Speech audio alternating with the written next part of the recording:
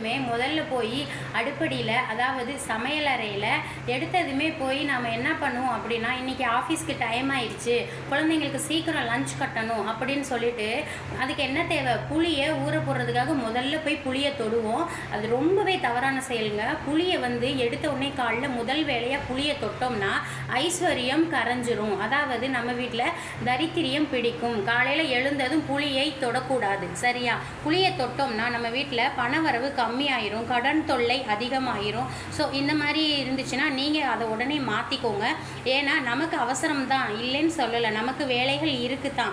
இருந்தாலும் காலையில் எழுந்ததும் முதல்ல ஒரு கப்பு தண்ணீரை எடுத்து முகம் அலம்பிக்கோங்க. தண்ணீரை தொட்டால் நமக்கு பணவரவு அதிகரிக்கும்.